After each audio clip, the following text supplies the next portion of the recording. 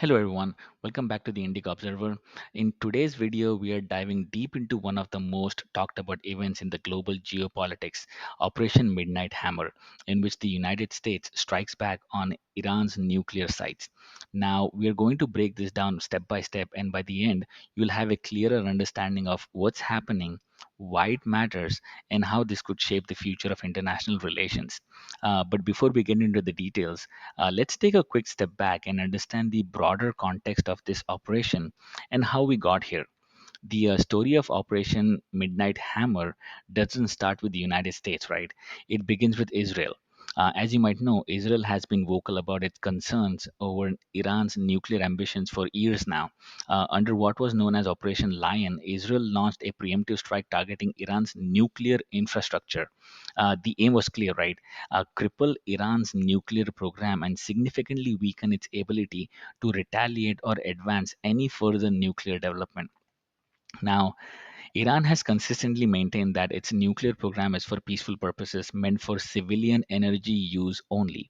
But according to intelligence reports from both the United States and the Israel, the truth seems to be a bit more concerning.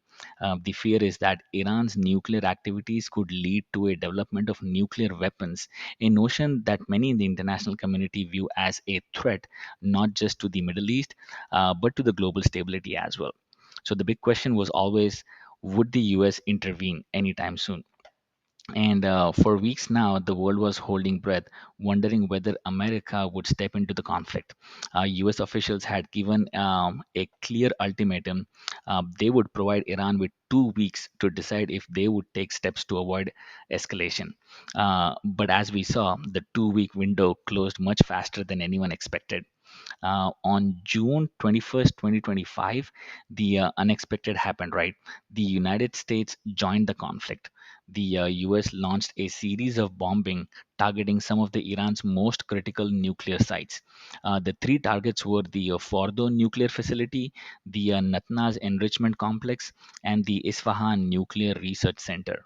The immediate trigger for the attack could be speculated as the Iran's refusal to allow the International Atomic Energy Agency inspectors access to inspect key nuclear sites. That move, coupled with mounting evidence that Iran's nuclear ambitions extended far beyond peaceful purposes, set the stage for some intervention. So let's watch the video where President Trump addresses the nation right after the attack. A short time ago, the U.S. military carried out massive precision strikes on the three key nuclear facilities in the Iranian regime: Fordow, Natanz, and Esfahan. Everybody heard those names for years as they built this horribly destructive enterprise. Our objective was the destruction of Iran's nuclear enrichment capacity and a stop to the nuclear threat posed by the world's number one state sponsor of terror. Tonight, I can report to the world that the strikes were a spectacular military success. Iran's key nuclear enrichment facilities have been completely and totally obliterated. Iran, the bully of the Middle East, must now make peace. If they do not, future attacks will be far greater and a lot easier. For 40 years, Iran has been saying death to America, death to Israel.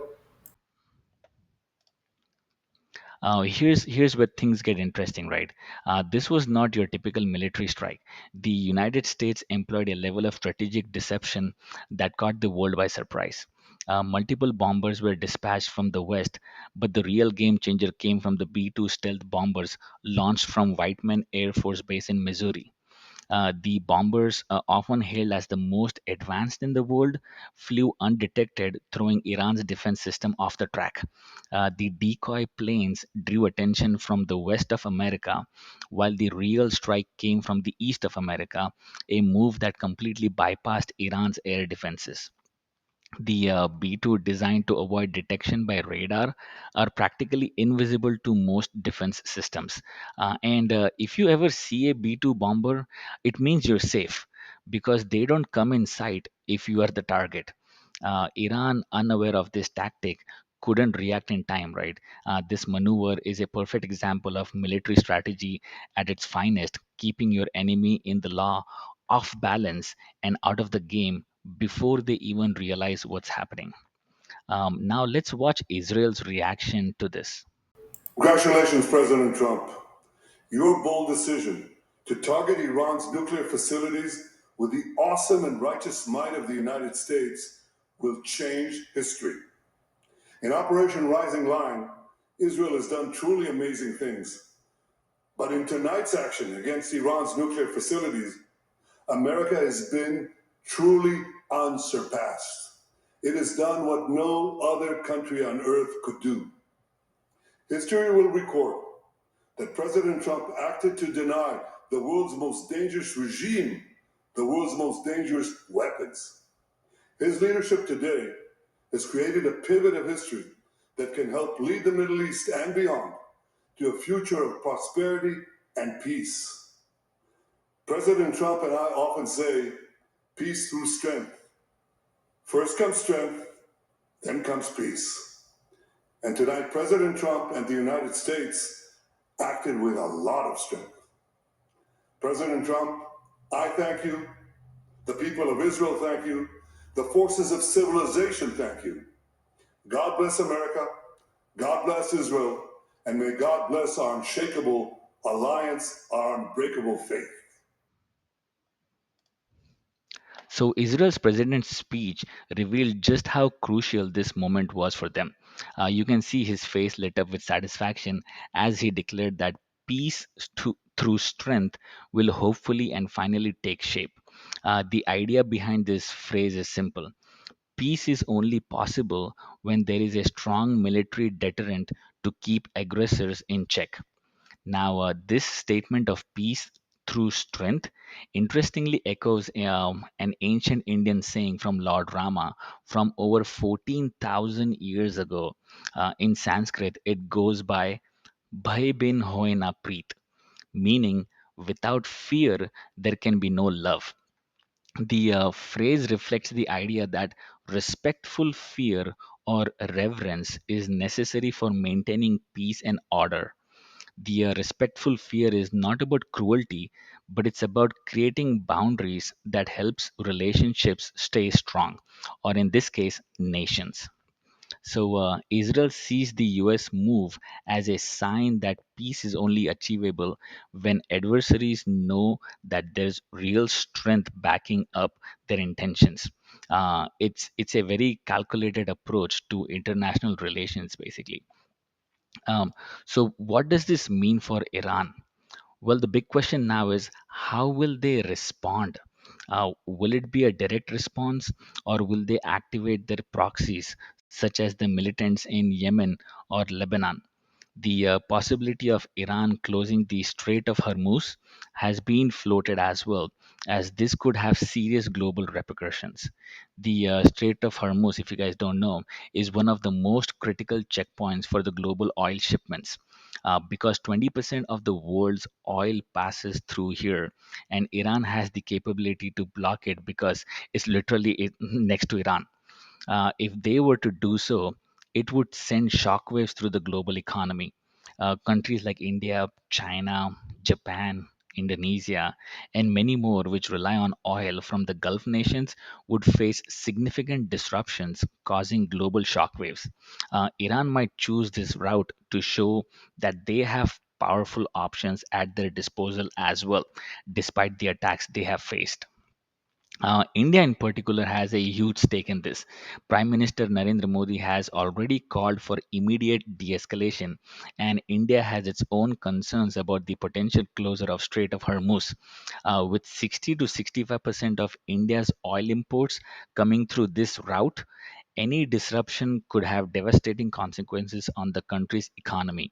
The rest of the world would likely rally behind India, applying significant pressure on Iran to avoid such escalation. Um, Now, the big question on everyone's mind is the Fordo nuclear facility, one in the yellow dotted line graphic, destroyed? President Trump boldly declared that it was, but the reality might be more complicated. Now, Fordo is 90 meters underground, carved deep into the mountains. The bomb used, which is the GBU 57 bunker buster, can penetrate about 60 meters. But that means two bombs out of the six used would likely have been required for a precise full strike. There's also the possibility that Iran had already moved some of its critical equipment before the attack, and Iranian state media has hinted that much of the sensitive materials and personnel were relocated. In fact, Saudi officials have even confirmed that no radioactive elements have been found in the surrounding waters. And just as things were getting out of hand, Russia threw another curveball in this mix. Now, Moscow has promised to supply nuclear warheads to Iran following the U.S. strike. This could lead to a more coordinated response between the two nations. Russia's involvement is significant because considering that NATO, which includes the US, would likely be obligated to intervene if Iran escalates its response further. This opens the possibility of much larger, more complex conflict. Now, while I'm not here to condone or condemn violence in this situation, but as an observer, it's important to consider the broader implication of this conflict. The war in Ukraine, for example, has seen the US heavily fund military operations against Russia. In Russia's eyes, funding Iran with nuclear warheads or anything else only seems fair to them. Israel is spending billions every month to fund its military operations in the Middle East, and if Israel runs out of money, could the US step in again, just as Biden did with Ukraine? Uh, Trump would likely use American taxpayer dollars, just like Biden, to fund Israel's efforts to continue the strikes against Iran. So, what happens now? Well, the situation is incredibly fluid, right? There's no telling how Iran will respond, and the involvement of major powers like Russia, the United States, and the Israel only makes things more unpredictable. One thing is for sure, though, the world is watching closely, and the action of these nations will likely shape the geopolitical landscape for years to come. So, yeah, thanks for watching. And if you found this video insightful, hit the thumbs up button and subscribe to my channel if you loved it. And as always, stay informed, stay engaged, and keep observing. See you next time.